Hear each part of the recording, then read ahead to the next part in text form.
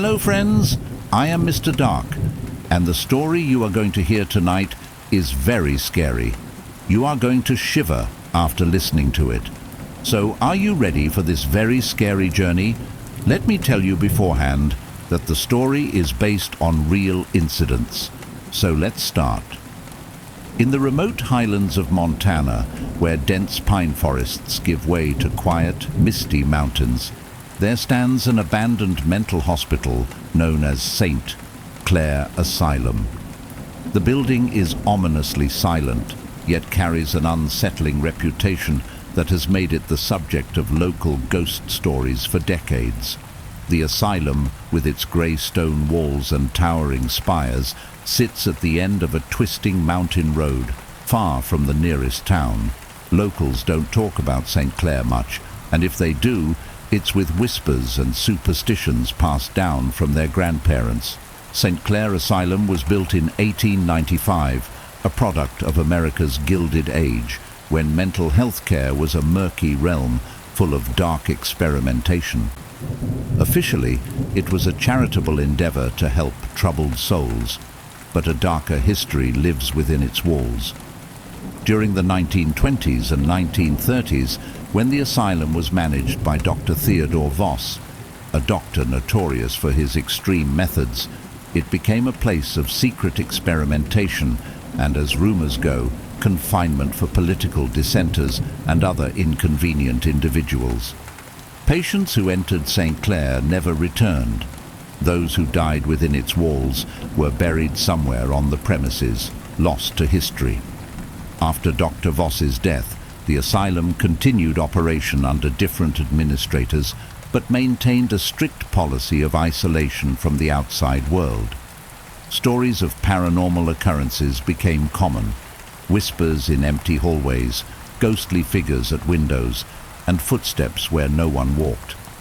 The most chilling stories centered around a young girl named Rebecca Hale, a former patient who was admitted to the asylum under mysterious circumstances. Rumors claimed she was possessed by something dark. Her presence reportedly stirred a new kind of unrest within the asylum. Rebecca Hale's life ended in tragedy. In the summer of 1937, she attempted an escape that ended when she crashed a staff vehicle into the asylum's outer wall. She was buried quietly, the grave unmarked and hidden behind the building. But the asylum staff soon realized Rebecca had not left entirely. Several patients reported seeing her face reflected in windows or hearing her soft voice, even though she was gone. Her presence seemed tied to a small flute she had carried, a relic she cherished, and which mysteriously disappeared on the night she died. In the 1970s, after decades of patient disappearances and unexplained deaths among the staff, St. Clair was finally closed.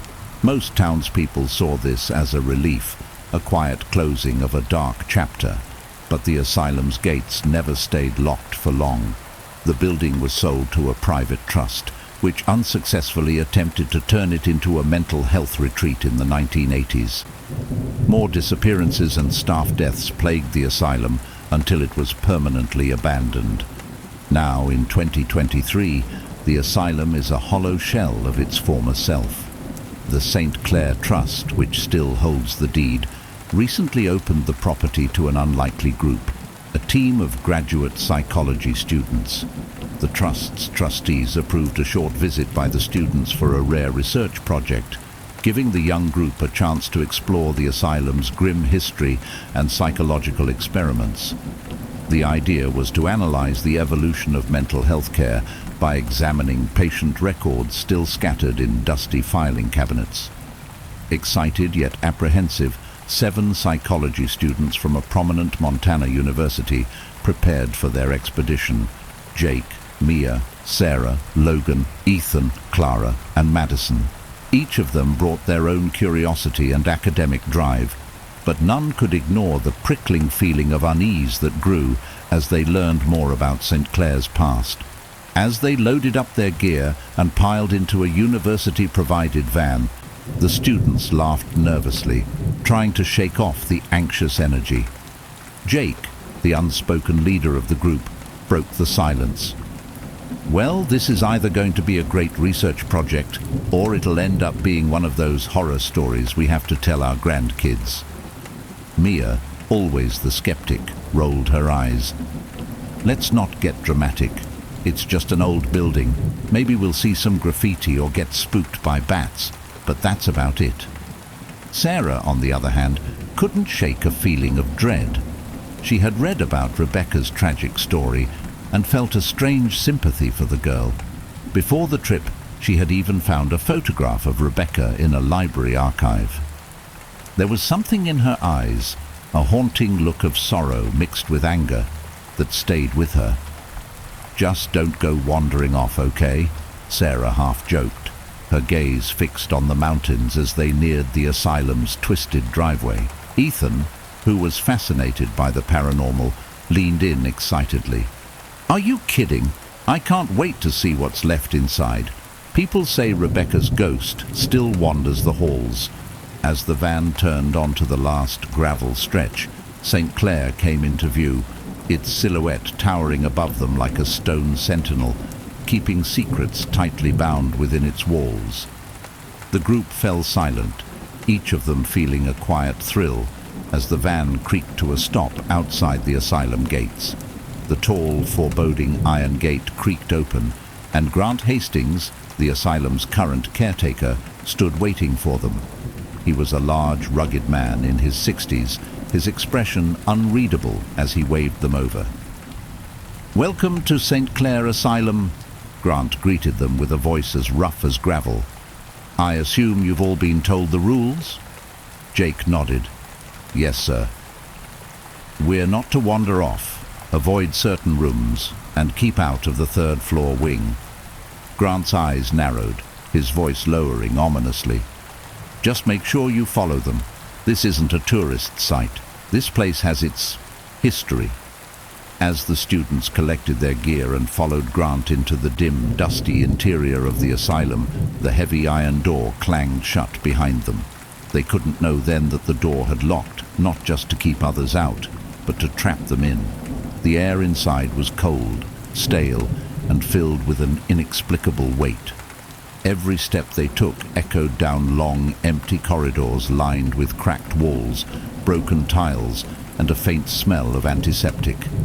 A slight chill ran down Madison's spine as she glanced back at the closed door. Already she sensed that something was different, something alive yet unseen, lingering in the shadows. Somewhere down the corridor, a soft, distant hum floated through the air, a faint sound like that of a flute echoing through the halls. The van creaked to a halt in front of St. Clair Asylum, just as dusk began to cast a pale blue shadow over the valley. The once grand entrance loomed ahead, the iron gate standing open as if waiting for them. The students unloaded their bags with a mix of excitement and unease, gazing up at the towering structure before them. St. Clair was an intimidating sight, an imposing stone building with broken windows and ivy crawling up its walls like dark veins, as though the earth itself was trying to reclaim the asylum.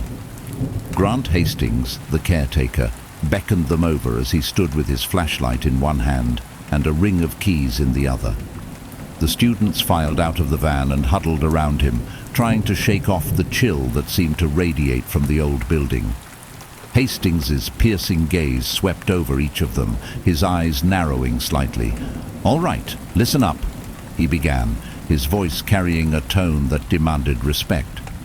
"This place may look like a dusty old relic, but it's got its own rules.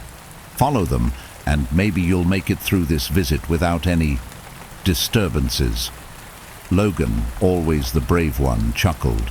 "Disturbances? Are we talking ghosts, or are you just messing with us?" Grant's gaze didn't waver. "You're free to laugh, kid. Most do at first. But if you want to keep things simple, you'd be wise to follow the rules." Mia rolled her eyes and muttered, "Here we go. Let me guess, no going off on our own. Don't touch anything, and stay out of the creepy rooms, right?" The caretaker's face remained grim. "No jokes. There are some areas you don't enter, no matter what. The third floor wing is sealed off, and it's to stay that way. If you hear anything unusual, you turn the other way. The students exchanged glances, the excitement fading as the gravity of Grant's tone settled over them. Now, the hospital's layout is straightforward enough. First floor's mostly offices, the second floor is patient quarters, and the third floor... Grant's voice trailed off, his face shadowed. He cleared his throat.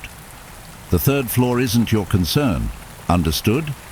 Jake, the unofficial leader of the group, nodded. Understood. Grant fixed him with a long look before he continued. There are old documents in the East Wing library, files and records that may be of interest to you for your project. The power's unreliable, so I suggest using the lanterns in the rooms instead of relying on flashlights. Oh, and one more thing. His voice dropped to a near whisper. If you hear a flute playing, ignore it. Do not go looking for it. At this, Madison felt a shiver race down her spine. She opened her mouth to ask what he meant, but before she could speak, Grant turned abruptly and began walking toward the main entrance. This way, he said, and the students followed silently, their footsteps crunching on the gravel as they crossed the threshold. Inside, the asylum's main hall was even more haunting than they had imagined. Dust hung in the air, swirling lazily in the dim light from a few cracked bulbs flickering overhead. The floor was littered with peeling paint and fragments of glass. Old medical equipment stood rusting in corners, an antique wheelchair here, an IV stand there. As they walked deeper into the building, the stale smell of antiseptic grew stronger, mingling with an earthy dampness that clung to the walls. Grant led them to the reception area, an eerie relic of the past with faded medical posters still hanging on the walls. A few broken chairs sat behind the counter, where an old, dusty computer monitor had been left to decay. The quiet was overwhelming, pressing in on them with an oppressive weight. All of you will stay in the West Wing quarters, which were staff dorms back in the day. The rooms have cots and blankets. It's not the Ritz, but it'll do for a few nights, Grant said. I'll be in the caretaker's cabin just outside. Emergency or not, don't expect me to rush in here every time you get spooked by a creaking door. With that, he handed Jake a set of keys and turned to leave. Before he did, he gave them one last look. Remember, you follow the rules, or you'll wish you had, he said, his voice a dark murmur that lingered even after he had disappeared down the hallway, leaving the students standing in silence. Well, Ethan said, attempting a nervous smile. That was intense. I mean, I knew this place had a history, but he's acting like it's haunted. Maybe it is, Sarah replied, glancing around with wide eyes. She couldn't shake the feeling that they were being watched. There are a lot of stories about this place. A lot of strange things supposedly happened here. Jake rolled his eyes, trying to brush off the creeping dread. It's just an old building. Places like this have a way of scaring people. Let's get to our quarters and set up. We'll start looking through records in the morning. As they followed the winding hallways toward the West Wing, Madison let her fingers trail along the cracked plaster walls, feeling the roughness beneath her fingertips. Her footsteps echoed strangely in the long corridor, and every so often she thought she caught a faint, distant sound, like humming. She dismissed it as her imagination, but the feeling of unease only grew. When they reached the staff dorms, they found 2 small rooms set up with several cots, just as Grant had described. They dropped their bags on the floor and unpacked quickly, the air thick with nervous energy. Okay, let's just get through tonight, Mia said, her voice uncharacteristically shaky. We're here to do a job, so let's stick together and not get distracted by ghost stories. They all nodded, though no one seemed particularly convinced. Logan tried to keep the mood light, but his jokes only seemed to emphasize how tense they all were. Night fell quickly, and with it, an intense quiet settled over the asylum. The students sat in a circle in the common room of the dorm area, passing around a dim lantern while they made half-hearted attempts at small talk, each of them aware of the silence that wrapped around them like a heavy blanket. Jake leaned back in his chair and exhaled. "All right, tomorrow we start with the records. We'll get the history we came for and leave before this place can get too far under our skin." They nodded in agreement, but just as they were about to turn in for the night, a faint echoing sound drifted through the hall. It was soft, almost inaudible at first, but unmistakably the low, haunting notes of a flute. Madison felt her blood turn to ice. Did you guys hear that?" The group fell silent, their eyes darting toward the dark hallway that led back to the main wing. The flute's melody was slow and somber, each note rising and falling as though it were calling out to them. Mia's face paled as she locked eyes with Jake. "Grant said to ignore it," she whispered.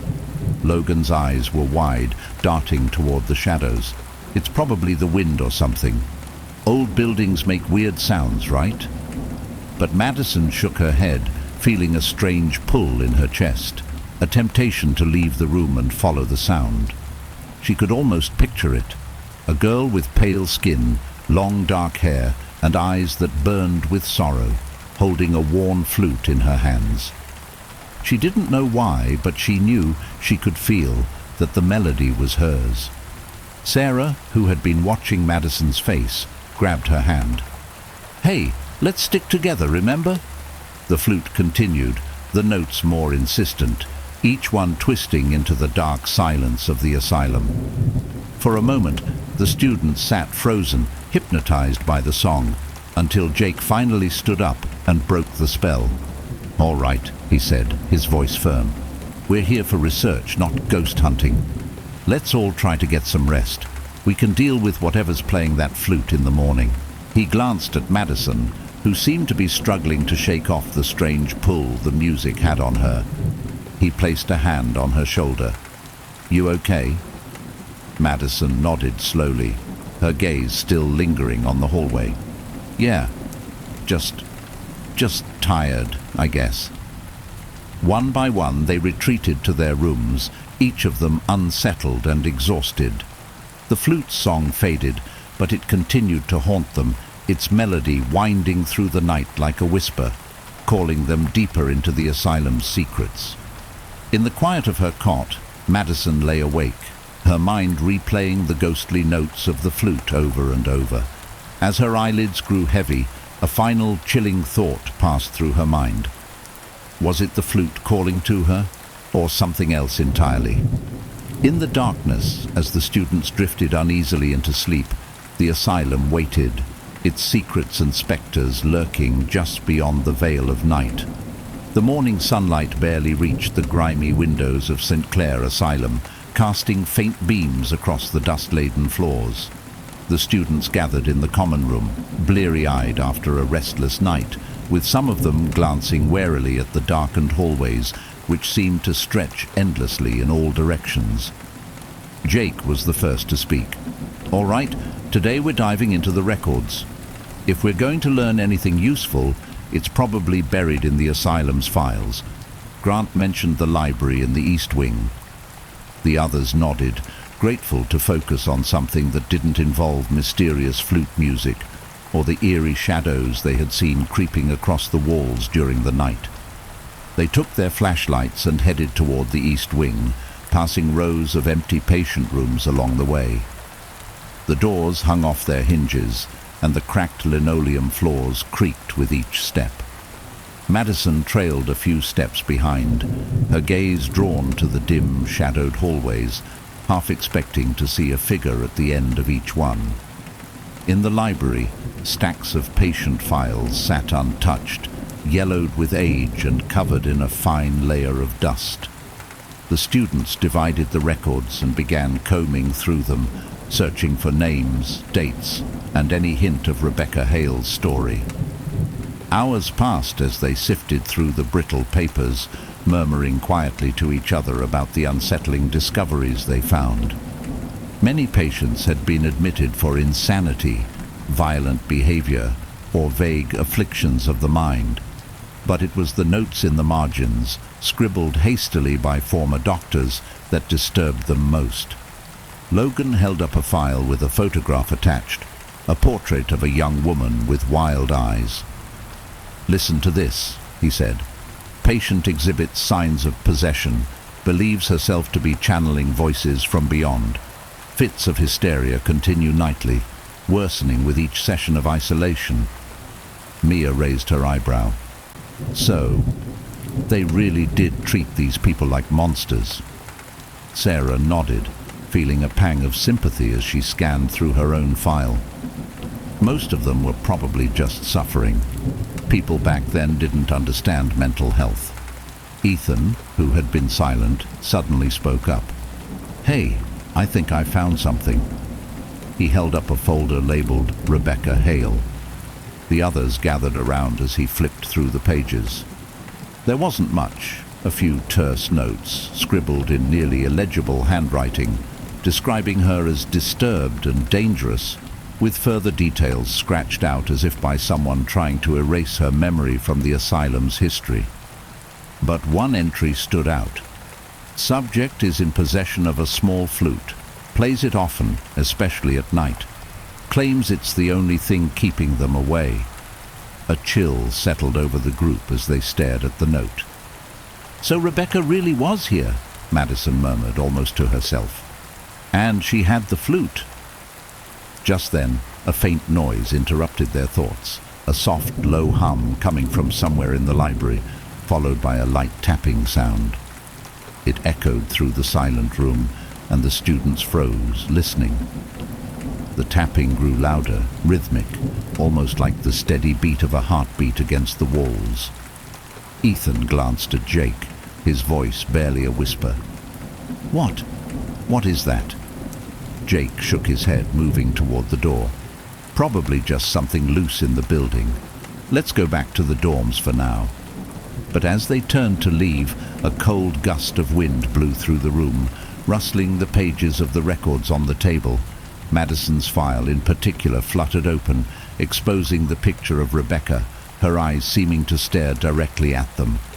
Everyone else left the room, but Madison lingered, unable to look away from Rebecca's photograph.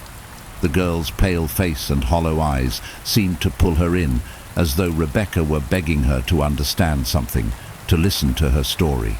Madison reached out and lightly touched the edge of the photo. Instantly, the temperature in the room plummeted, and she heard a faint whisper, a single, lingering note, like the breathy beginning of a flute's melody. She yanked her hand away, breaking the spell, and stumbled back, gasping. "Madison?" Jake's voice called from the hallway. She quickly shoved the file into her bag and hurried after the others, her heart pounding as she tried to convince herself it was all in her mind. Back in the common room, the group settled in, each of them lost in their thoughts. They spoke little about what had happened in the library, but a feeling of unease had settled among them, an unspoken agreement not to linger in silence for too long. As the afternoon dragged on, Madison excused herself to freshen up. She walked down the hallway to the bathroom, keeping her eyes on the floor to avoid looking into any of the broken windows that lined the hall. Inside the dimly lit bathroom, she set her bag down and splashed her face with water, trying to clear her head. As she straightened up, she caught a glimpse of her own reflection in the cracked mirror. But there was something else too, a shadowy figure standing just behind her, barely visible. She turned around quickly, but the room was empty. Breathing heavily, she turned back to the mirror, leaning in closer to see if she could make sense of the trick of light. That's when she saw it, a smudge on the mirror that hadn't been there before, faint but clear, in the shape of a handprint. The size was small, like that of a child or young girl, the fingers smudged as though they had pressed hard against the glass. A shiver ran down her spine as she stared at it, her heart pounding in her chest. She reached out a trembling hand to touch the print, but as her fingers neared it, she heard a faint, familiar sound, one soft, ghostly note of the flute, playing from somewhere deep within the asylum. Madison backed away, nearly tripping over her bag in her haste to get out of the bathroom. She ran back to the common room, where the others were still sitting, and shut the door behind her, pressing her back against it as she tried to catch her breath. "Madison?" Mia asked, concern in her eyes. "What's wrong?" Madison struggled to find the words, her voice barely a whisper. I saw something, I don't know. It was like someone was in the mirror with me." The group fell silent, exchanging uneasy glances. Jake sighed, trying to stay rational. "Look, we all knew this place would be creepy. Old buildings have shadows, sounds, drafts. It's probably all just in our heads." Sarah shook her head, her voice tinged with worry. "But there's something off about this place, Jake, and you know it." Suddenly, a loud bang echoed through the hallway outside, like a door slamming shut. The students jumped, their eyes widening as they stared at the door. It was quickly followed by another bang, this time closer. Jake stood up, clenching his fists. "Let's go check it out. We're not going to spend the night jumping at every sound." Despite their fear, the others followed him into the hall, their flashlights casting flickering beams that seemed to dance on the walls. They walked down the corridor, the sound of their footsteps muffled on the cracked tile floor. Then, without warning, the lights flickered and died, plunging them into darkness. "Stay calm," Jake whispered, though his own voice shook. He turned on his flashlight, and the others followed suit, their beams barely penetrating the darkness. They walked cautiously, moving deeper into the hallway. The air grew colder, and Madison felt a prickling sensation on the back of her neck, as if someone were watching them. As they reached the end of the hall, Sarah gasped, pointing at the door ahead. In the dim light they saw it, a faint handprint on the glass panel of the door, smudged and child-sized, just like the one Madison had seen in the mirror. Logan took a step back, his voice trembling. "This is impossible. No one else is here." Just then, a soft, eerie melody filled the hallway, echoing around them, and they realized with horror that it was the sound of the flute. The haunting tune seemed to drift toward them, each note weaving through the air like a whisper, wrapping around them in a chilling embrace. The students stood frozen, each of them feeling the pull of the music, the unexplainable urge to follow it. Madison took a step forward, entranced, but Jake grabbed her arm, snapping her out of the spell. "Don't listen to it," he whispered urgently. "Remember what Grant said. We can't follow it." As if in response, the music grew louder, more insistent.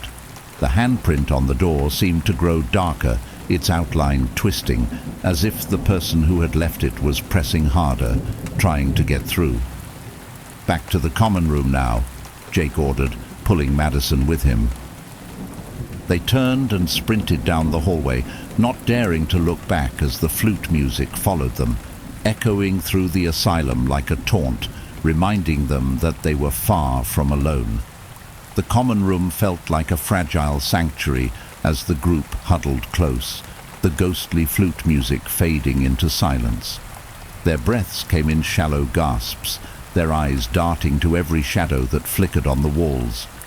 No one spoke for several minutes, each of them too afraid to put their experiences into words. Finally, Mia broke the silence, her voice strained. This is getting out of hand. We all heard that music, didn't we? The flute?" They nodded, glancing nervously at one another. Jake, who had been their de facto leader, struggled to keep a calm facade, but the fear in his eyes was unmistakable.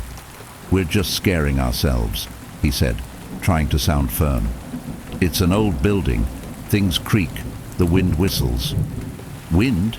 Madison interrupted, her voice trembling. "Jake, that was no wind. We all saw those handprints. You can't explain that away." Jake fell silent, unable to argue with the memory of the ghostly handprints. The others looked to him for answers, but all he could do was shake his head. "We'll stay together tonight," he finally said. "Nothing's going to happen as long as we're not alone. Let's get some rest and leave first thing in the morning." But as the night stretched on, sleep proved impossible.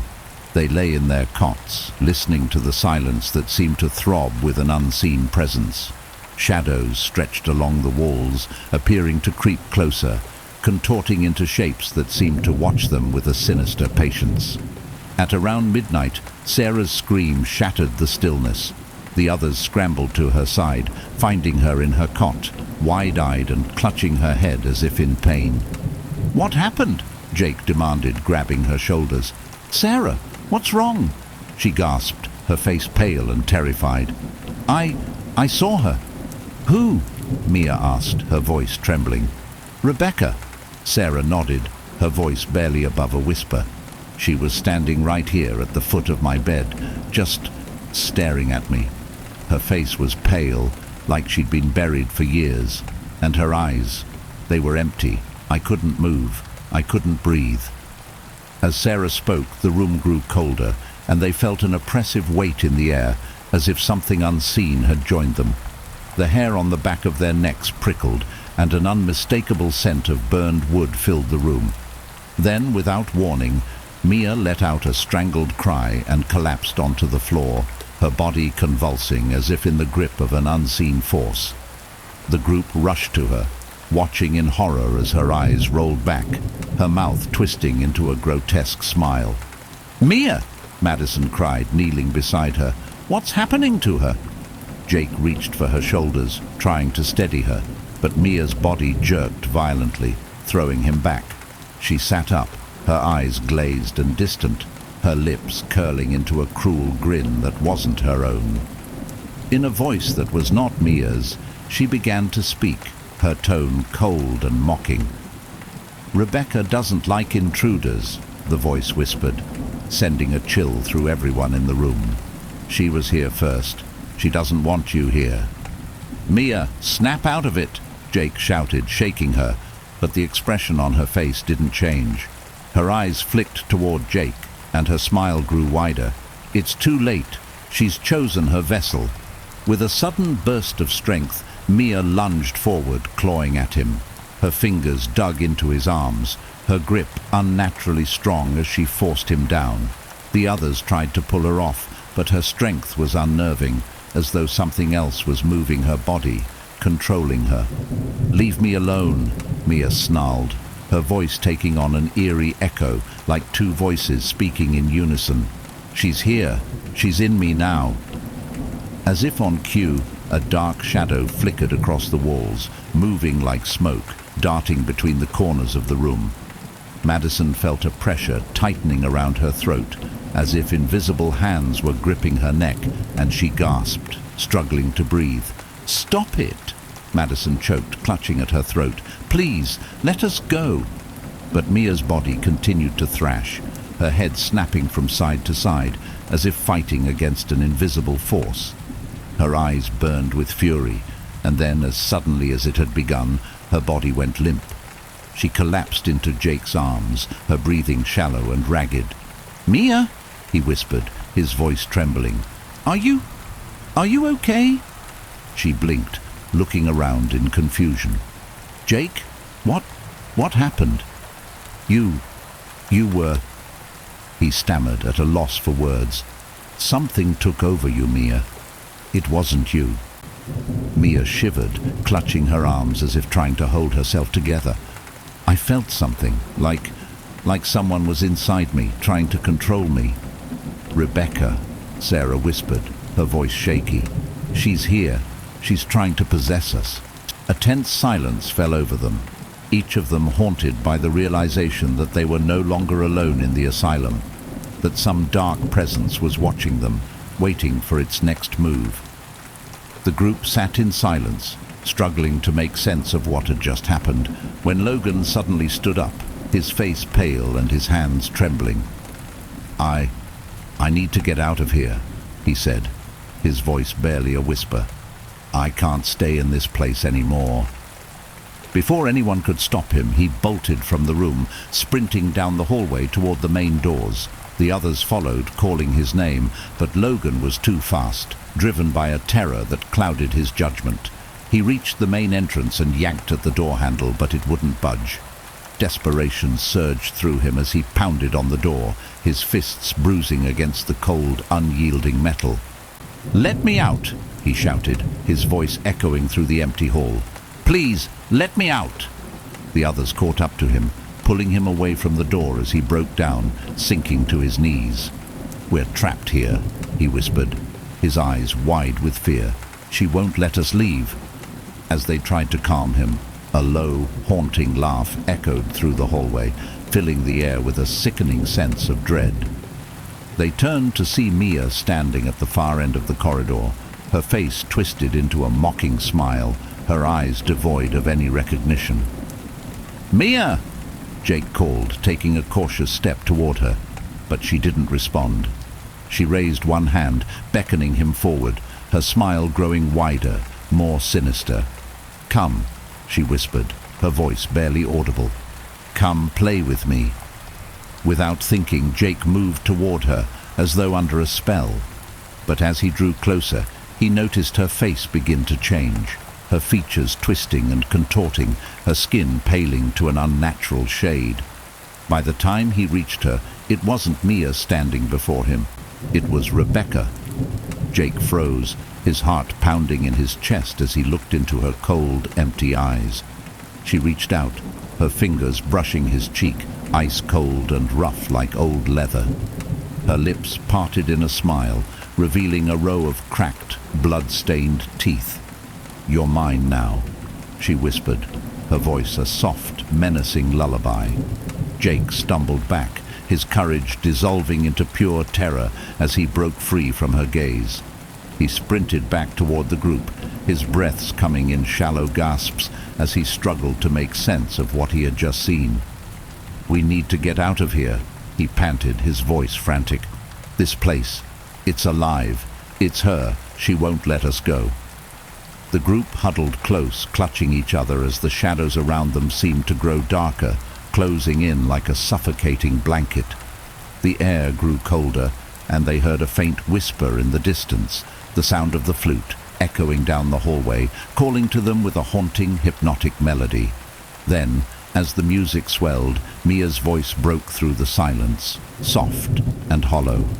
"She's here," Mia murmured, her voice monotone, her gaze fixed on a spot just beyond them. "Rebecca, she's here with us." The lights flickered, plunging them into darkness, and in that moment they knew that Rebecca's spirit had claimed them, that they were no longer alone in St. Clair Asylum. A presence had awoken, and it wasn't going to let them go. The next morning, the group gathered in the common room, exhausted and shaken from the night's horrors. Their faces were pale, and dark shadows lay under their eyes. The oppressive presence in St. Clair had settled over them like a weight they couldn't shake. Even in the light of day, the asylum seemed to pulse with a quiet, malevolent energy, as if watching them, waiting for them to unravel. Jake, determined to regain some control, cleared his throat and addressed the group. "We can't keep going like this. If we're going to make it out of here, we need to understand what's happening. We need to know who Rebecca Hale really was." The others nodded, though the fear was evident in their faces. Logan, still haunted by the events of the previous night, spoke up. "But where do we even start? We already looked through the files we found yesterday." Sarah looked thoughtful. "Not all of them. Remember that old filing cabinet in the library? The one that was locked? There could be something in there. Something they didn't want anyone to find." Jake nodded. "Let's head back to the library. Maybe there's a key somewhere, or maybe we can find a way to open it ourselves." They grabbed their flashlights and moved cautiously down the hallway toward the east wing, sticking close together as they retraced their steps to the library. The silence was thick, as if the asylum itself were holding its breath, waiting to see what they would uncover. When they reached the library, the dusty, stale air greeted them with an unsettling familiarity. Rows of broken chairs and overturned desks littered the room, and the eerie silence hung like a shroud. The cabinet stood in the far corner, its rusted handle gleaming dully in the dim light. Jake knelt in front of the cabinet and tugged on the handle, but it was locked tight. "If only we could find a key," he muttered, glancing around the room. "Or maybe we don't need one." Logan produced a small metal pin from his pocket and bent it. "I used to mess around with locks back in high school. Let me try."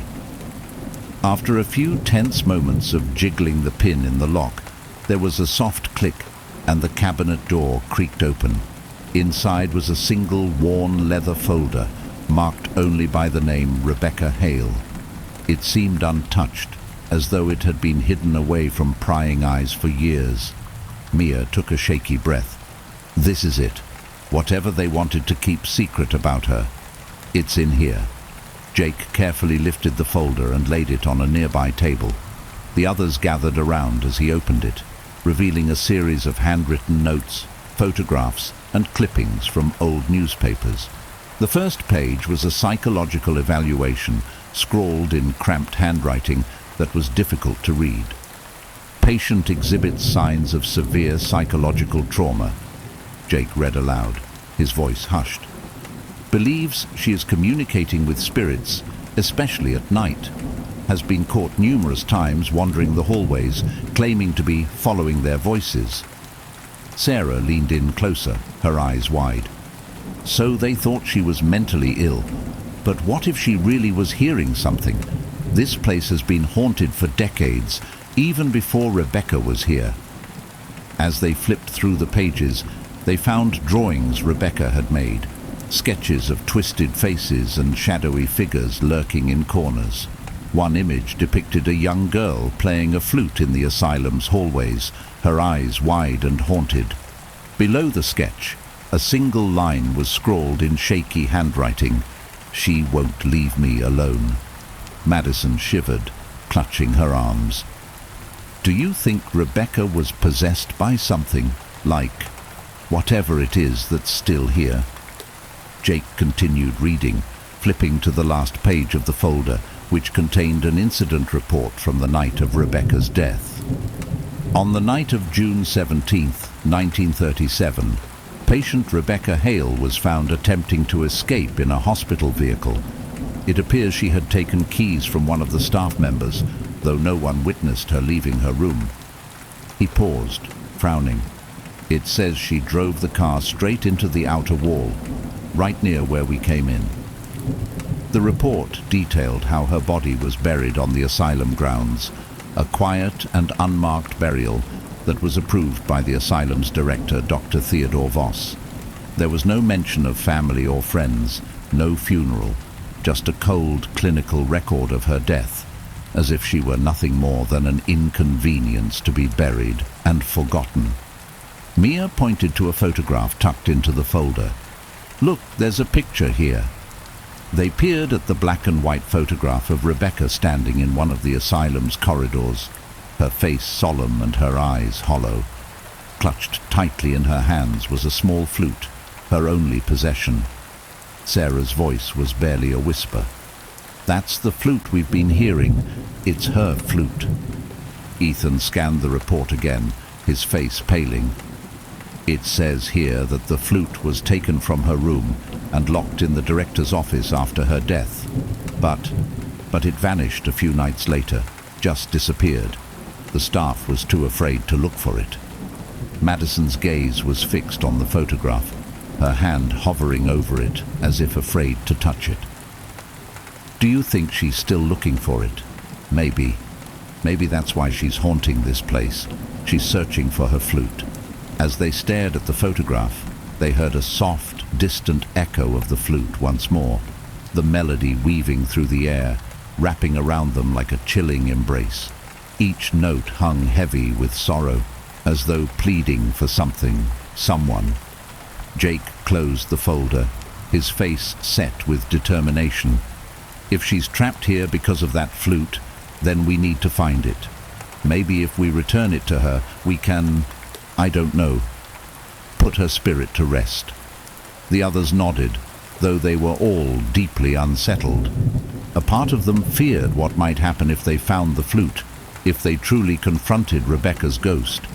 But they knew they had no other choice. She wasn't going to let them go until they faced her. Their search led them to the asylum's 3rd floor, the area Grant had specifically told them to avoid. The hallway was darker here, the air colder and more oppressive, pressing down on them with each step. Flickering lights cast eerie shadows, twisting along the walls in shapes that seemed to move and shift. They approached a heavy, iron-bolted door that bore the words "Director's Office."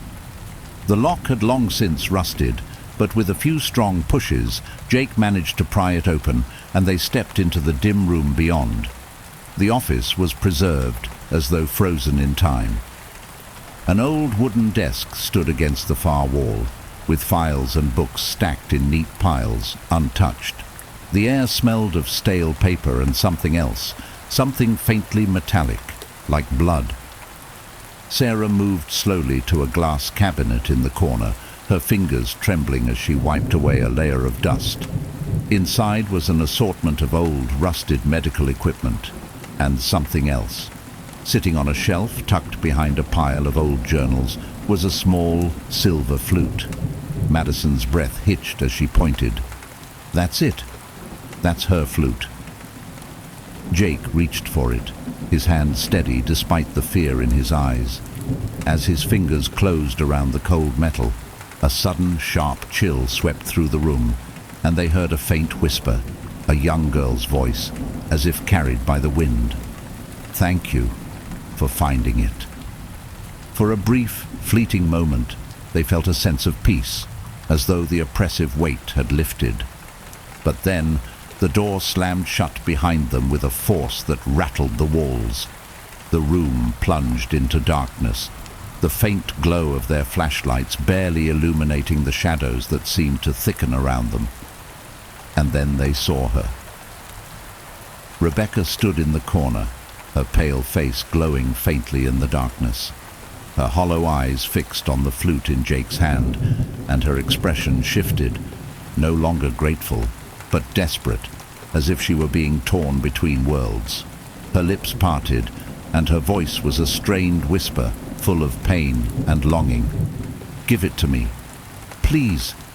I need it." Jake's hand shook, but he held out the flute, inching closer to Rebecca. The others watched in horror, their bodies frozen as Rebecca's thin, ghostly fingers reached for the instrument. But as her hand closed around the flute, her expression twisted into something monstrous. Her eyes darkened, and her mouth stretched into a grotesque grin, revealing teeth that were too sharp, too jagged. "You didn't think it would be that easy, did you?" she hissed, her voice echoing with a hollow, otherworldly resonance. The shadows around them surged, closing in as Rebecca's form flickered and twisted, becoming something darker, something far more terrifying. Her face contorted, her eyes glowing with a malevolent light as she stepped toward them. "Run!" Jake screamed, shoving the flute into her hand and pulling the others toward the door. They stumbled into the hallway, slamming the door behind them as Rebecca's laughter echoed through the walls, a chilling, hollow sound that followed them as they ran. The group barreled down the winding halls of St. Clair Asylum, their footsteps echoing in the dark, shadowy corridors as Rebecca's sinister laughter trailed behind them.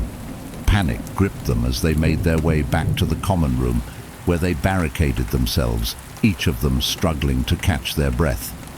The silence that followed was thick, pressing, as if the very air in the asylum had grown heavier, darker. Jake, clutching his side as he leaned against the wall, finally spoke. "We can't keep running from her. She's not just a spirit, she's angry, vengeful. The flute didn't help her rest, it only made her stronger." Madison wiped tears from her face, her voice barely a whisper. "Then what can we do? She tricked us. She wanted that flute, but it wasn't to be free. It was to come after us." Logan was pacing, running a hand through his hair. "Look," If Rebecca was just one spirit, maybe we'd have a chance. But it feels like this whole place is infected with something darker. She's just a part of it. But whatever's haunting this place, it's like it's feeding off her anger, off our fear. Sarah, who had been quiet, glanced at them, her eyes hollow. My grandmother, she used to tell stories about spirits like this. Angry, restless souls who cling to objects or places, who grow stronger with each attempt to rid them. She told me that sometimes you have to face them, call them out, or they won't leave you alone. Jake nodded slowly, a sense of resolve hardening his expression. Then we have to face her. If this place is feeding her rage, maybe we can stop it by facing her directly, by acknowledging her pain and laying it to rest. Ethan looked skeptical. Face her? How? She's a spirit that can possess us, nearly kill us. And what if we're wrong? What if this makes her even more powerful? Jake met his gaze, a flicker of fear evident in his eyes. We've tried everything else. Hiding, running. It won't save us. She won't let us leave until we do something to stop her. Mia, her face pale but determined, nodded. If we're doing this, we need a plan, a way to call her out, to confront her in a controlled way. They gathered supplies from around the asylum, including candles, an old Bible they had found in the library, and an assortment of other objects they thought might help. A cross Madison had tucked in her backpack, salt from a forgotten stash in the pantry, and the silver flute itself, the object that seemed to be Rebecca's anchor. They set up in the middle of the common room, arranging the candles in a circle, with the flute placed at the center. Jake knelt down, his hand steadying the Bible, his voice calm as he addressed the group. All right, we need to stay focused. No matter what happens, we keep the circle intact. This is about drawing her in, not letting her take over. We call her here, we face her, and we tell her we understand her pain. They lit the candles, and the dim, flickering light cast eerie shadows along the walls.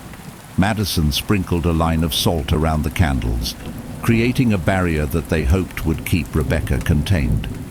As the last candle was lit, a deep, oppressive silence fell over the room. Jake took a deep breath and placed his hand over the flute. Rebecca Hale, we know you're here. We know you're bound to this place, to this flute. We're not here to harm you. We only want to help you find peace. The silence stretched, suffocating. The candles flickered, the flames bending toward the center of the circle, as if drawn by an unseen force. The temperature in the room plummeted, and the faint smell of burned wood filled the air, bringing with it the memory of Rebecca's tragic end. Madison shivered, her gaze darting around the room. "Rebecca," she called softly, "we're sorry for everything that happened to you. We know you were hurt, that you were afraid, and that no one believed you. But we believe you. We know you don't want to be here anymore." Suddenly, a low, eerie hum filled the air, the beginning notes of a mournful melody, faint but unmistakable. The flute's melody began to play on its own, its haunting tune winding through the cold air like a spectral whisper. The candles flickered violently, casting twisted shadows that seemed to stretch and contort into the shape of a young girl. The temperature dropped even further as a shape took form in the center of the circle.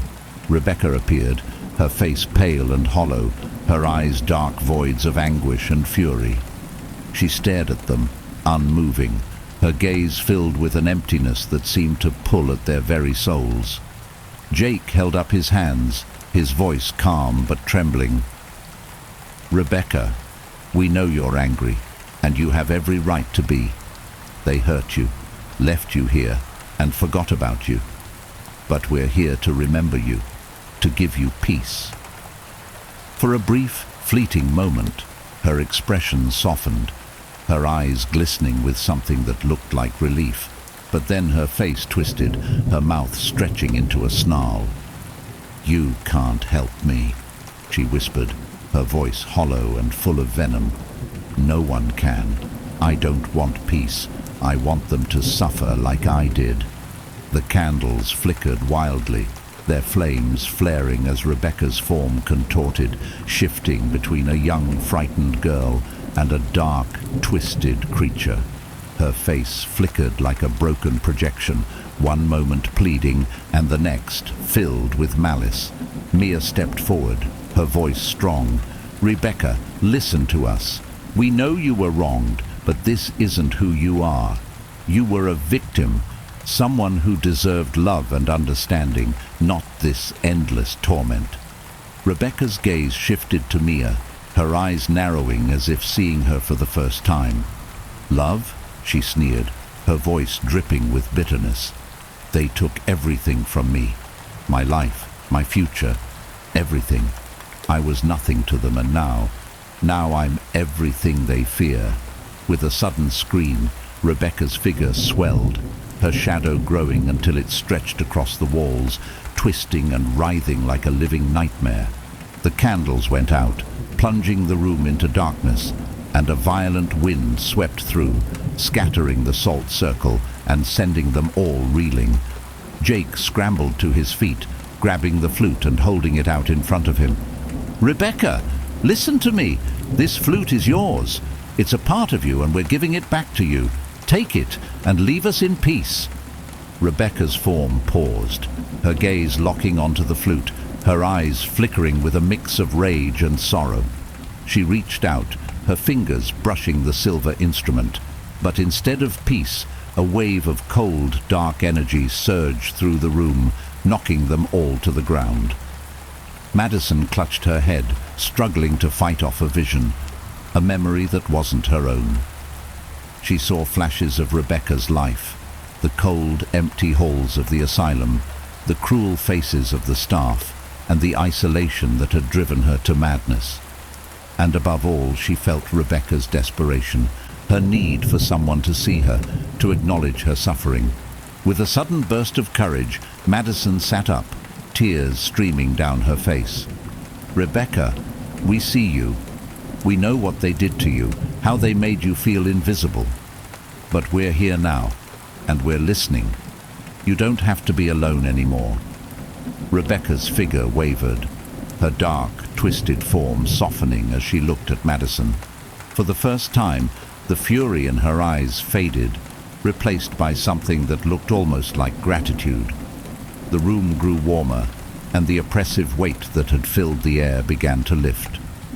The shadows around her dissipated, and the flute dropped from her hand, clattering softly to the floor.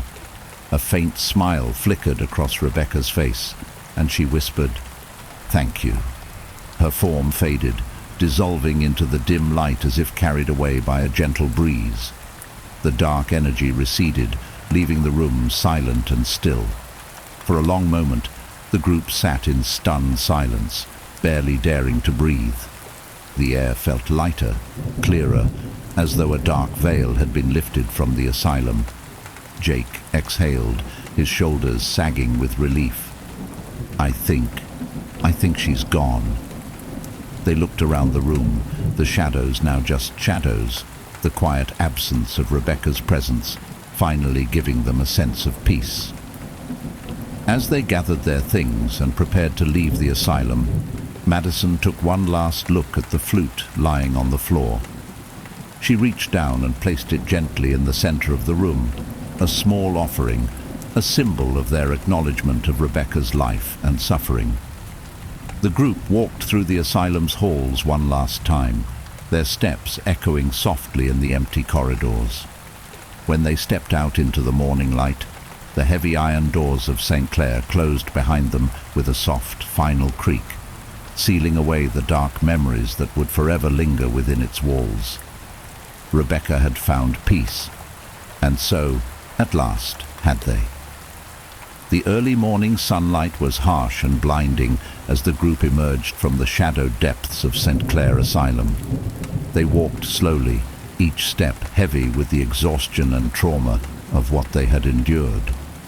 The once suffocating presence of the asylum no longer weighed on them, but a lingering unease stayed, a reminder of the horrors they had witnessed. Jake paused at the asylum's entrance, glancing back at the looming structure.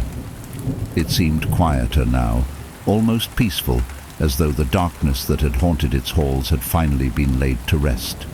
He thought of Rebecca, her tortured spirit freed at last, and felt a pang of sadness mixed with relief. Madison came to stand beside him, following his gaze. "Do you think she's really at peace now?" she asked softly. Jake nodded slowly, though a shadow of doubt flickered in his eyes. "I think so. We gave her what she needed, recognition and a way to let go. Whatever kept her trapped here, I think it's over."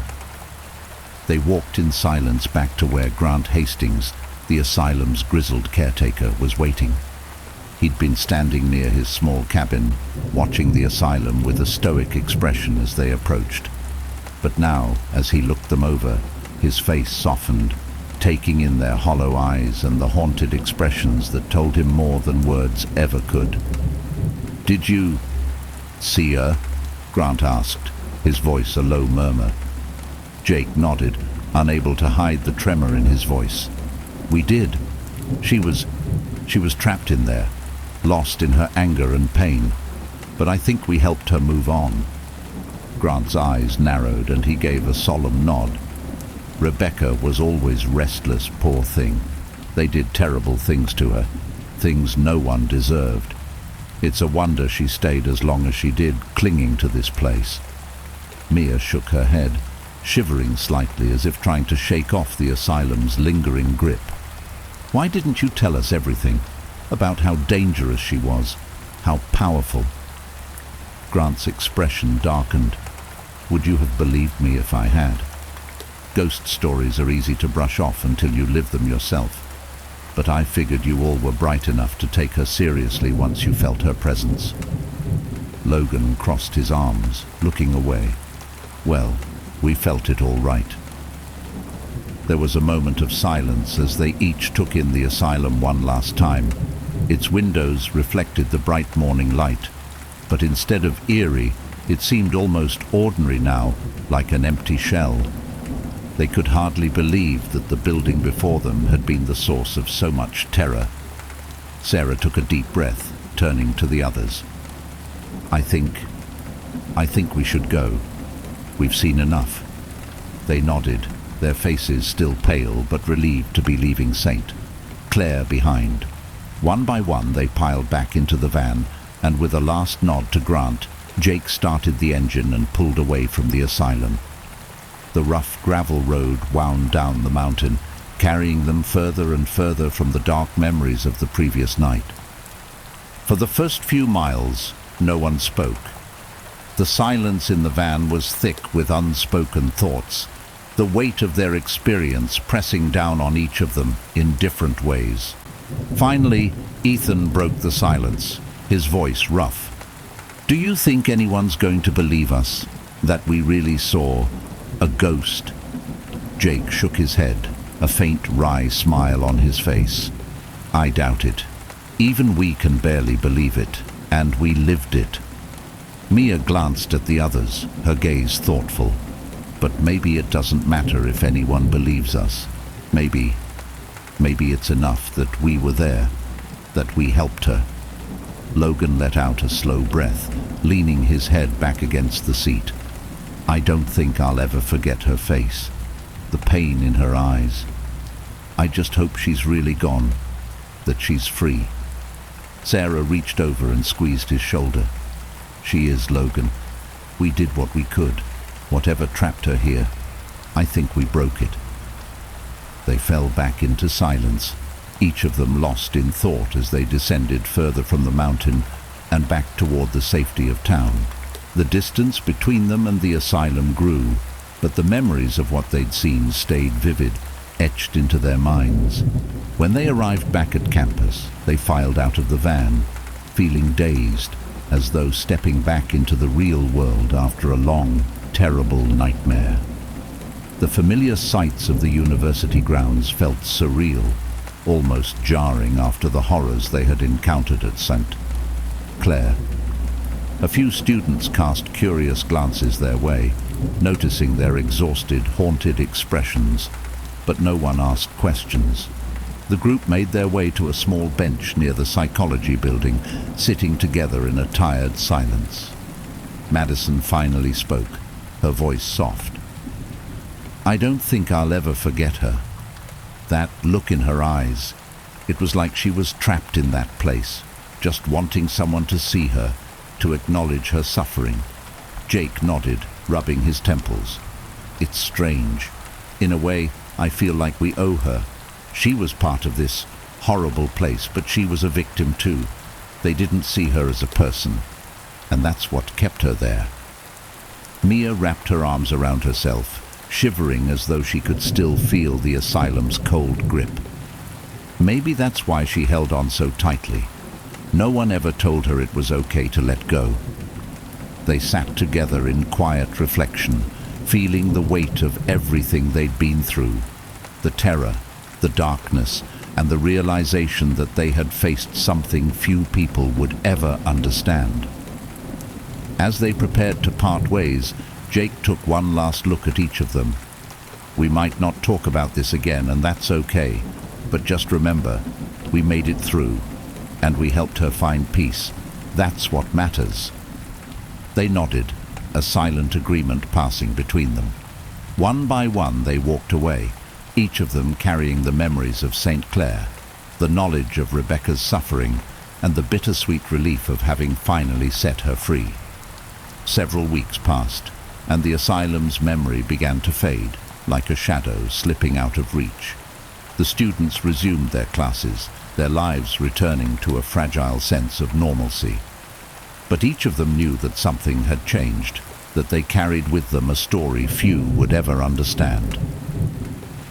One rainy afternoon, Jake found himself in the campus library, flipping through old records out of curiosity. He couldn't help himself, drawn to understand more about the asylum's history. As he scanned through a newspaper archive from the 1930s, a small article caught his eye. "Tragic accident claims life of young asylum patient Rebecca Hale." The article was brief, detailing Rebecca's supposed escape attempt and her mysterious death near the asylum walls. There was no mention of a funeral, no acknowledgement of her life beyond the asylum's cold clinical description. But there was one line at the end that sent a chill through him. "It is said that on quiet nights, the soft sound of a flute can still be heard drifting through the asylum's empty halls, as though the spirit of the young girl remains." Jake closed the file, his heart pounding. He took a deep breath, exhaling slowly as he processed the weight of that final line. Somewhere in the mountain shadows of Montana, the asylum still stood, its halls quiet, its walls no longer echoing with Rebecca's ghostly cries. But perhaps on certain nights, when the wind blew just right, a faint, mournful melody would drift through the empty halls, a lingering echo of a life once lost, now remembered. Rebecca Hale was gone, but her story would endure, held by those who dared to enter the darkness and return, forever changed. So friends, today's story ends here, and this was a story based on real events, and I hope you will feel a lot of fear. Well, how interesting did you find the story? Tell me in the comment, and yes, very soon I am going to bring a new story for you, based on another real incident. Till then, goodbye, and keep subscribing to the channel.